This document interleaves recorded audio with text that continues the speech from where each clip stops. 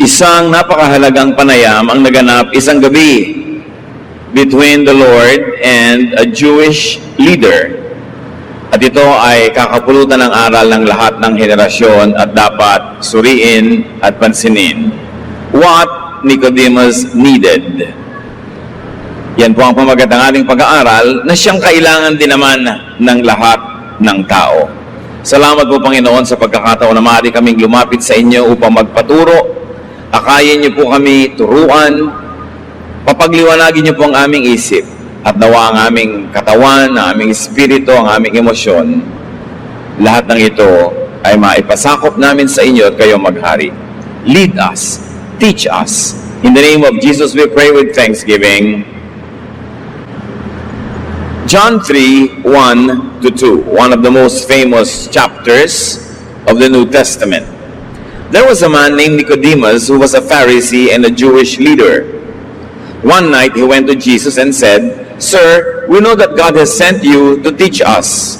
You could not work these miracles unless God were with you." So itong si Nicodemus was a Pharisee, a Jewish leader, a religious, and a political figure. Nicodemus and some others like him recognized Jesus as teacher, sent by God, favored by God. Magandang introduction, nilinaw agad ang paninindigan nitong si Nicodemus. Siya ay pumunta kay Jesus dahil siya ay naniniwala, nananalig. Siya ay marunong, siya ay isang religious and political leader, bukas ang isip at may access sa maraming karunungan. John 3:3, Jesus replied, "I tell you for certain that you must be born from above before you can see God's kingdom." This is one of the most, if not the most important teachings of Jesus. At dapat pansinin, lalo nung nag-aakalang alam na nila ang laman nito, dapat suriin muli. Matapos magpakilala si Nicodemus at sinabi niyang naniniwala siya kay Jesus, agad-agad nadinala ni Jesus ang usapan sa mahalagang bagay. Jesus plunges into the topic, the issue of the moment. Sabi niya, unless a man is born again, he cannot see the kingdom of God. Born from above, born again, the same thing. So what is required before one could see God's kingdom? Ang pinakamahalaga sa lahat, makita, makilala, maranasan, matanggap, mapagharian ng kaharian ng Diyos, ng God's kingdom. Pero sabi niya, maliban na lang ipanganak na muli, ipanganak ka mula sa kaitaasan, ay hindi mo makikita, wala kang pag-asang makita ang kaharian ng langit. God's kingdom could mean heaven or salvation after earthly life. And of course, it can also mean salvation during earthly life. Kaligtasan mula saan? Kung kaligtasan sa kabilang buhay, ay kaligtasan mula sa impyerno, sa pagkakabulid sa walang hanggang kaparusahan. At kung kaligtasan dito sa buhay na ito, therefore salvation from deception, from vexations, and from hardships in the world. Mga kabaligtaran ng ibinibigay ni Jesus, truth, peace, rest. Pero ang naghahari sa buhay ng tao ay deceptions, vexations, kaguluhan, kalituhan, at pagdurusa. Ang mga Hudyo, lalong-lalo ang mga Pharisees, ay naniniwala na nasa kanila na ang kaharian ng Diyos. Nanatagpuan na nila, sa katunayan naniniwala silang bukod tanging ang lahi nila ang binigyan nito at mayroon ng kapaghahari ng Diyos o kaligtasan. Jesus says Nicodemus' racial, national, and religious identities are not enough to enable him or anyone to see God's kingdom. At yun ang nakakagulantang sa usapang naganap. Naniniwala ang mga Hudyo na dahil apo sila ni Abraham, sila'y pinagpala, piniling lahi, ligtas na sila at sila lang ang ligtas. Pagkatapos darating itong si Nicodemus na napakarunong, leader ng relihiyon, leader ng sambayanan, sasabihin ni Jesus, alam mo, liban na lang na ikaipanganak na muli, liban na lang na you are born from above, hindi mo makikita ang kaharian ng Diyos. So sinabi ng Panginoon na ang iyong pagiging Israelita o ang iyong lahi, ang iyong nationality, maging ang iyong religious identity, religious position, religious membership ay hindi sapat para makita mo ang kaharian ng Diyos, para pagharian ka ng Diyos. That must be a shock for Nicodemus. As he was, despite his credentials, he was not good enough. He was not ready and able to see God's kingdom according to Jesus. Sobrang nakakagulat marinig ang ganitong bagay. Tapos maririnig mo kay Jesus na pinaniniwalaan mo, na galing sa langit, padala ng Diyos Ama, pinatutunayan ng mga himala na kanyang ginagawa. Tapos ito ang sasabihin sa'yo, hindi ka sapat pag hindi ka pa ipinapanganak na muli mula sa kaitaasan. John 3:4-5. Nicodemus asked, "How can a grown man ever be born a second time?" Jesus answered, "I tell you for certain that before you can get into God's kingdom, you must be born not only by water, but by the Spirit. Humans give life to their children, yet only God's Spirit can change you into a child of God." One of the best and clearest translations of these two verses are given by the contemporary English version, which we have just read. Sabi ni Nicodemus, paano naman na ang isang matanda ng tao ay ipapanganak pa pangalawang beses? At ang sagot ni Jesus, tinitiyak ko sa iyo na bago ka makarating sa kaharian ng Diyos, bago mo makita ang kaharian ng Diyos, bago ka pagharian ng Diyos, kailangan ipanganak ka hindi lang sa tubig. Alam niyo, pag ipinapanganak ang tao, may kasamang tubig. Kaya pag pumutok na yung patubigan na sinasabi, ayan, lalabas ang bata. Kasi may kasamang tubig talaga yan. So ang tinutukoy dito ni Nicodemus, paano naman ako ipapanganak na muli ng nanay ko? Eh, ang laki-laki ko na, ang tanda-tanda ko na. At sinabi ni Jesus, hindi lamang at hindi sapat na ipanganak ka by water o sa tubig. Hindi sapat ang natural birth. Ang mga tao, pag nanganak, tao rin lang ang ipinapanganak nila. So hindi natin pinag-uusapan yung natural na pagkakaanak sa'yo ng iyong ina. Kasi kahit paulit-ulitin mo yon, pangalawa, pangatlo, pang-apat na beses kang ipanganak niya, tao ka pa rin kasi tao lang ang nagsilang sa'yo. Ang Espiritu lang ng Diyos ang makakapagbigay sa'yo ng panibagong pagkatao. Ang pagkakapanganak lang sa espiritual na paraan ang magbibigay sa'yo ng identity na anak ng Diyos. Habang ipinapanganak ka lang sa tubig, ipinapanganak ka lang ng taong ina, tao ka lang din. Para ka maging anak ng Diyos, Diyos ang dapat magpanganak sa iyo sa pamamagitan ng Espiritu Santo. At ito ay hindi physical na pagkakaanak at pagkakasilang. Ito ay isang espiritual na proseso. Malalim na usapan kung tutuusin, na sobrang na-vulgarize at naging common pag sinasabi, you must be born again. O ganitong gagawin mo, 1, 2, 3, o ayan, born again ka na, tapos na. Sobrang na-simplify, nawawala yung ganda, yung lalim, yung taas ng diwa ng pagiging spiritually born again. Sa kabila ng edukasyon, sa kabila ng runong at posisyon ni Nicodemus, di niya agad naintindihan ang sinasabi ni Jesus. Ang iginigiit niya ay yung pagkakapanganak sa normal at physical na paraan, kaya naiimposiblihan siyang mangyari pa yon, eh ang tanda-tanda na niya. Jesus says and answers that human natural birth by water does not automatically make one a child of God and a member of God's family.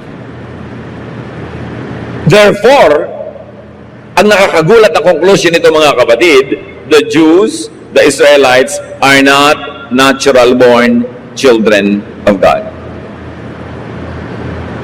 Sa kabila ng paniniwala nila na napaka-espesyal nila, na pagka ipinanganak ang Hudyo, automatic na anak ka na ng Diyos. Sabi ni Jesus, no, anak ka lang ng tao. Pero liban na ipanganak kang muli, hinding-hindi ka magiging anak ng Diyos na walang natural born citizen of heaven. It is a process that must be done with the full knowledge, consent of the individual, and with the blessing of God the Father in heaven through the Holy Spirit. Pinakamataas, pinakaimportanteng theology sa Biblia ito, nagaganap sa verses na ito, sa usapan na ito. Kasi kahit anong pagiging relihiyoso mo, kahit anong salihan mong lahi o relihiyon, sabi ni Jesus, pag di kay pinanganak na muli, hindi ka makakakita, hindi mo matatagpuan ang kaharian ng Diyos. Di ba yun ang pinakamahalagang turo? Jesus was not talking about human or natural birth, but a spiritual birth ushered by no less than the Spirit of God. Ang bad news, hindi automatic na anak ng Diyos ang Israel o sino man. Pero ang good news, hindi naman na solo ng Israel o sino man ang pagiging anak ng Diyos. Kasi ito ay available sa lahat ng ipapanganak na muli. Salvation, heaven, eternal life is available to anyone who would be born again, who would be born from above. Nicodemus must have been shocked to hear this. O yung kaya ang inaasahan niyang marinig. Total marunong naman siya, nakabukas ang kanyang isip. Inaasahan niya sigurong may maririnig siyang kakaiba, bagamat di niya alam kung ano yun. At ngayon, nadinig niya, at salamat, nadinig din natin. Kaya dapat natin ngayong ilagay ang sarili natin sa posisyon ni Nicodemus, para kung ano man ang napala niya sa usapang yon, mapala din natin. Kung ano man ang ibinuti para sa kanya ng naging usapan, ay ikabuti rin natin. Nagpatuloy ang Panginoong Hesus sa pakikipag-usap kay Nicodemus, John 3:7-8. Don't be surprised when I say to you that you must be born from above. Only God's Spirit gives new life. The Spirit is like the wind that blows wherever it wants to. You can hear the wind, but you don't know where it comes from or where it is going. So here, Jesus emphasizes that only God's Spirit gives new life. Not racial, not national or political, not even religious identity. Panghawakan nyo ito at unawain, mga kapatid, dahil marami tayong nadidinig ng mga katuruan na para ka maligtas, sumali ka sa ganong relihiyon, sumali ka sa ganitong grupo, gawin mo ito, gawin mo yon. Sinabi ni Jesus, ang Diyos lang, siya lang ang nakakapagbigay ng buhay na walang hanggan, siya lang nakakapagbigay ng kapanganakang muli. Hindi membership, hindi costume, hindi namamanang relihiyon sa magulang o kanino paman. Kailangan ang personal na paghahanap nito, personal na paghingi at personal na pagtanggap. At kailangang ibigay ng Ama sa Langit itong status na ito na ikaw ay maging anak niya. John 3:9, how can this be? Nicodemus asked. How can this teaching, so against tradition and so against everything else we knew, how can it be? Natural lang na tanong. Sabi, paano nangyari yun? Paano na yung dati naming mga alam? Paano na yung pinaghahawakan namin? How can this be done? How can this be effected or operationalized in one's life? Paano ma-born again? Paano ipanganak mula sa kaitaasan bukod sa ipinanganak dito sa lupa ng isang taong ina? John 3:10, Jesus replied, how can you be a teacher of Israel and not know these things? Sabi ni Jesus, paano ka naging guro? Ni ito hindi mo alam. Ano ang itinuturo nyo sa mga tao? Araw-araw, 5 beses pumupunta sa templo ang mga tao para magdasal. Taon-taon, ang dami ninyong mga piyesta. Ang dami-dami ninyong tradisyon. Ang dami-dami ninyong ginagawa na may kinalaman sa relihiyon. Tapos ikaw mismong guro, hindi mo to alam, di lalong hindi alam ng mga tinuturuan mo. Many religious teachers and experts don't know basic, deep, and all-important things. Bakit? Bihira namang guro ang nag-aaral talaga, bihirang guro naman na nagsusuri, nagsasaliksik. Usually, kung anong ipamana sa kanya na kaalaman, yun na lang. Kung anong narinig niya, yun na lang. Uulit-ulitin na lang niya, at may makakarinig din sa sinabi niya, yun na lang din ang alam. Kaya, pag may nagsimula ng isang katuroang hindi tama, yun na ang iiral sa lahat. Kaya kailangan nagsasaliksik, nag-aaral ang tao. Sabi ka, teacher mong tao, hindi mo alam ang mga bagay na yan. Kawawa naman ang mga tinuturuan mo. Di wala pa ni isa sa mga yun na born again. Wala pa ni isa sa mga yun na ipinanganak mula sa kaitaasan. Sayang ang lahat. Hindi pa sila pinaghaharian ng Diyos, kaya pala ganyan ang mga ugali, kanya pala ganyan ang mga asal. Now, Jesus continues sa napakasikat na verse na John 3:16. Sabi ni Jesus, God loved the people of this world so much that He gave His only Son, so that everyone who has faith in Him will have eternal life and never really die. For God so loved the world that He gave His only begotten Son, that whosoever believes in Him will not perish, but will have eternal life.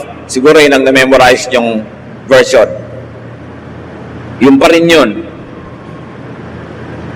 Ganun na lang ang pagmamahal ng Diyos Ama sa mga tao na ibinigay niya si Jesus para sino mang manalig sa Kanya ay magkakaroon ng buhay na walang hanggan at hindi magkakaroon ng espiritual na kamatayan. Ganun kahalaga itong nagaganap na usapan. Susi na nagbubukas ng pinto ng langit. But to the ears of someone like Nicodemus, learned as he was, but uninformed, this was very revolutionary. Salvation is by faith in God's Son, not by racial or national identity. Salvation is for everyone who believes, not for Jews only. At lalong-lalo hindi para lang sa mga specific members ng specific religions. Ang buhay na walang hanggan, ang kaligtasan ay para sa sino mang mananalig kay Jesus. Ano man ang kanyang lahi, ano man ang kanyang nationality, at ano man ang kanyang religious affiliation. Jesus is above religion, above nation, above family, above culture. Jesus is for all. Kaya masyadong bago sa pandinig nila dahil gustong-gusto nilang sila lang yung anak ng Diyos eh. John 3:17-18, God did not send His Son into the world to condemn its people. He sent Him to save them. No one who has faith in God's Son will be condemned. But everyone who doesn't have faith in Him has already been condemned for not having faith in God's only Son. Ang linaw, ipinadala ng Ama ang anak sa mundo hindi para usigin ang mga tao, kundi para iligtas sila. At wala ni isang taong naniniwala sa anak ng Diyos ang mapapahamak. Pag naniniwala ka kay Jesus, hindi mapapahamak ang espiritu mo. And yet, many religious groups, many of them Bible-based, insist na pagka sa kanila ka lang kasama, doon ka lang hindi mapapahamak. Kahit saan ka naroon, kahit kanino ka kasama, personally naniwala ka kay Jesus, tinanggap mo siyang Panginoon tagapagligtas, hindi ka mapapahamak. Napakasarap isipin yun, hindi yung sinosolo lang ng iba, kailangan sumali ka pa sa kanila. Paano kung sa hinabahaba ng buhay mo, hindi mo sila natagpuan? Paano kung hindi ka napayagan ng mga circumstances ng iyong buhay na maging member nila? Dahil ayaw kang payagan ng asawa mo, ayaw kang payagan ng magulang mo, o wala naman silang church sa iyong barangay, paano ka na? Pero si Jesus fills heaven and earth with His glory, and Jesus is only a prayer away, and people can always believe in Jesus no matter what circumstance they are in. Siyempre, kung naniwala ka na tumanggap ka na kay Jesus at kaya mo naman at malaya kang gawin, mabuting humanap ka ngayon ng congregation na talagang nagtuturo ng turo ni Jesus, nagtuturo ng kaligtasan sa ngalan ni Jesus at ginagawa ang mga ginagawa ni Jesus. Napakagandang bonus yun na dagdag sa iyong eternal life. Pero kung hindi ka man nagkaroon ng ganong pagkakataon dahil kapuspalad ka at wala kang ganong kakayanan, ikaw ay nagkaroon ng pagkakakilala kay Jesus, tumanggap ka at naniwala ka, hindi ka mapapahamak sa kawalang hanggan sa kabilang buhay. The Son is the only way. Kaya napakahalaga mga kapatid na ituro natin ang mga bagay na ito. Hindi yung ituturo mo agad sa mga kamag-anak mo, wasakin ang kanilang mga rebulto. Kahit ubusin mo rebulto nila, pag hindi sila tumatanggap sa Panginoon, bali wala.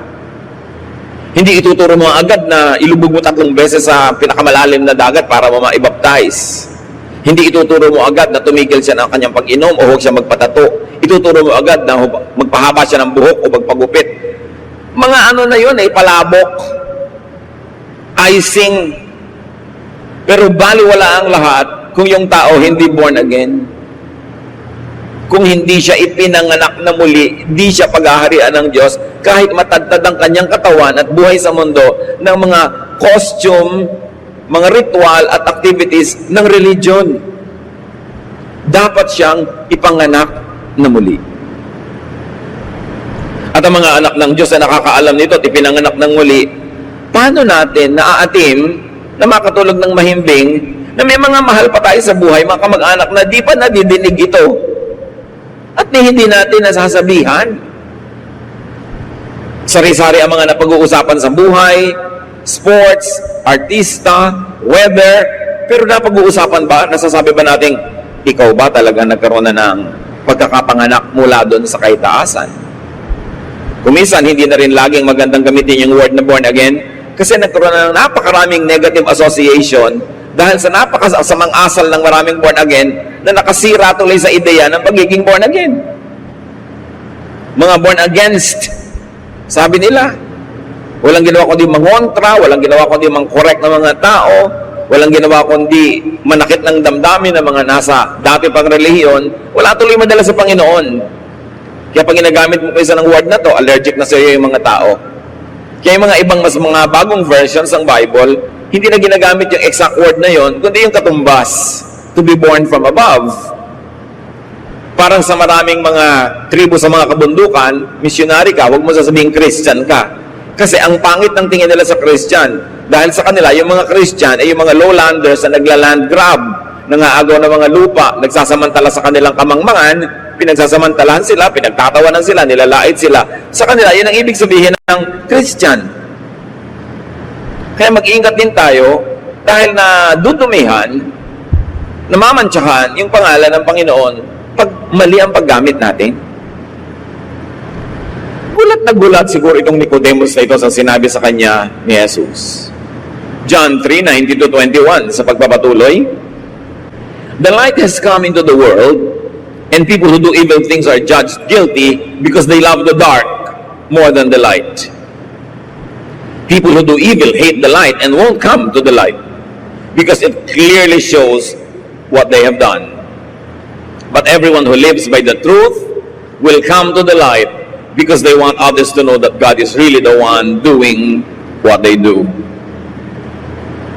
So sabi ni Jesus, alam niyo yung mga sa dilim, ayaw niya lumabas sa liwanag, nasisilaw yan, at ayaw nilang makita ang mga kadilimang bumabalot sa kanilang buhay.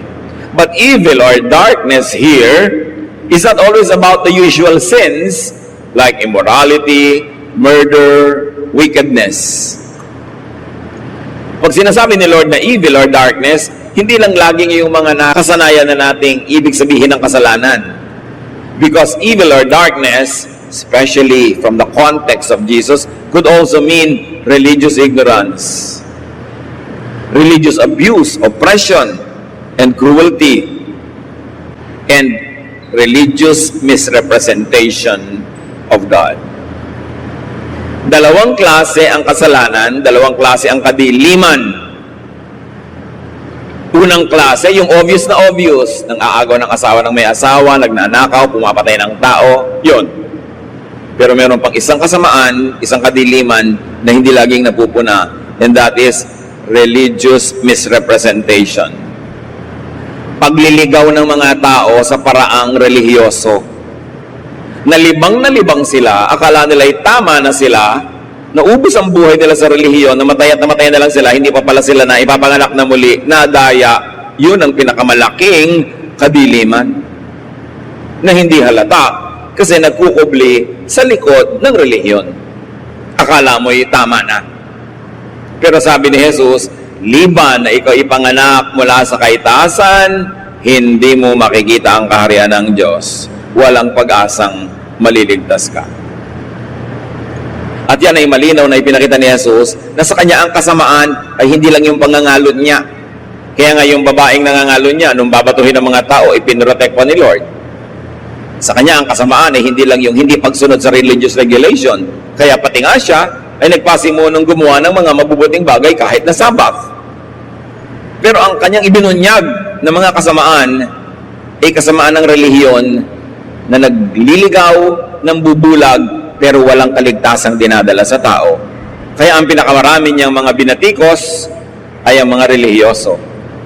Hindi yung mga lasenggo, hindi yung mga adulterers, hindi yung mga kung ano-ano, although hindi naman niya kinonsinte. Pero ang talaga pinagalitan niya, yung mga religious people na nakakaligawan turo, nakakalibang, nakakaaliw, nakakabangag, akala mo okay ka na, lasing ka lang pala.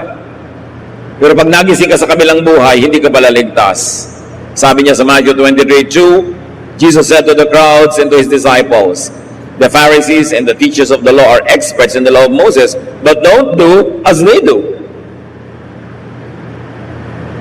Matthew 23:4-5, they pile heavy burdens on people's shoulders and won't lift a finger to help.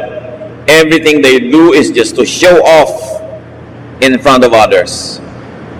So niya, huwag niya siyang matutularan, pinahihirap lang nila ang buhay ng mga tao, wala naman silang ginagawa kundi magpasikat lamang. Matthew 23:33, you are nothing but snakes and children of snakes. How can you escape going to hell? Sinong kausap niya? Smugglers? Killers? Adulterers? No. Religious leaders. Basahin niyo ang buong chapter 23 ng Matthew dahil doon nakalista lahat ang sinabi niyang, woe to you, religious leaders. And this is what the temple, the priests, the Pharisees, and all other religious institutions and persons and activities were to Jesus. Sila ay pampalibang. Kaya nga sabi ni Karl Marx, religion is the opium of the people. Ginagamit lang daw ng mga naghahari ang relihiyon para libangin, bangagin ng mga tao. Huwag nilang lubos na maramdaman ang hapdi ng mga katotohanan ng kanilang karukhaan. Pangakuan sila ng langit sa kabilang buhay para matahimik sila at huwag sila magrevolusyon.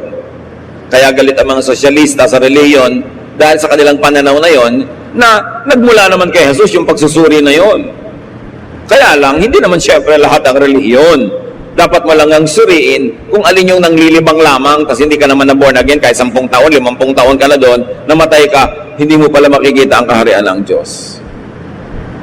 And this was the faith system in which the Israelites believed, depended on, and took pride in. A religion that does not take away sin. Can you imagine that? A religion that keeps and makes you and enables you to stay in your sinner status. Attend ka ng attend, hindi naman pala naiiba ang status mo sa langit, hindi ka pa anak ng Diyos, anak ka pa rin ng nanay mo, yun lang. Hebrews 10:11, day after day, every priest stands and performs his religious duties. Again and again, he offers the same sacrifices which can never take away sins. Sabi, paulit-ulit, araw-araw, ginagawa ng mga paring ito ang kanilang mga relihiyones, ang kanilang mga ritual na hindi naman nakapag-aalis ng kasalanan. Sayang. Nakakalibang lang. Entertainment. But it does not offer salvation. It does not open the gates of heaven unto eternal life. It does not turn the supplicants into children of God, but they remain children of human beings. Now, Jesus says, all that cannot help you. You need a spiritual birth, or call it rebirth. You need to be born from above, or if you want to use the word, you must be born again. Believe in Jesus, and belief in Jesus gives you a spiritual birth. Hindi lubos na ipinaliwanag kung paano nangyayari yon. Hindi mechanical or methodical ang usapan na ito. Pero ipinaliwanag niya, sino man ang mananalig sa anak ng Diyos, ano man ang kalagayan niya, saan man siya naroon, siya hindi mapapahamak. Magkakaroon siya ng buhay na walang hanggan. In other words, to be born again is to believe in Jesus, to accept Him into your life as your Savior, as your Lord. And when life allows you to dedicate the rest of your life after having been born again to following in the footsteps of Jesus as closely as you can. It is very important because after you have been born again, you have to grow. Buto ka pa lang, kailangan tumubo, kailangan mamunga. At habang hindi ka pa namumunga ng ibang kaluluwa na nadadala mo sa Panginoon, habang hindi ka pa namumunga ng mabubuting gawa na pinapakinabangan ng iba, nakakapagturo ka, nakakakanta, nakakatulong, nakakapag-counsel, edi hindi pa buo yung cycle, nakatanggap ka pa lang ng blessing, pero hindi ka pa nagiging blessing sa iba. Merong spiritual life na dapat inuuna ang tao. At si Nicodemus, napakaganda ng ginawa niya. Sa kabila ng mataas niyang ranggo, mataas niyang kalagayan sa lipunan, nagpakumbaba siya, nagpunta siya kay Jesus, kinilala niya ang pangangailangan niya, naturuan tuloy siya ng pinakamahalagang katuruan sa lahat. Ang tanong, kayo ba mga kapatid born again na? Salamat Panginoon sa mga anak na ito na kumikilala ng katuruan ni Jesus na kailangang si Jesus ay tanggapin sa buhay. Siya'y paniwalaan at kailangan magpaligtas sa Kanya. Lord, give all the favor, all the blessings that are reserved for those who will accept your Son as Savior and Lord. To those who will admit that they want you in their lives and that they want to see your kingdom. Hindi namin abot ang taas, ang lalim, ang lawak ng katuruan ito, pero sa kayang gawin, nagpapasakop kami. Give people a new life, a brand new life, a life that is free to follow your Son Jesus, a life that is free from religious deception, a life that is free from slavery to sin and to sinful practices. Pagpalain niyo ang iyong mga anak at nawa magkaroon ng kahulugan ng mga darating pang araw na ipahihiram mo sa amin na lumago kami spiritually.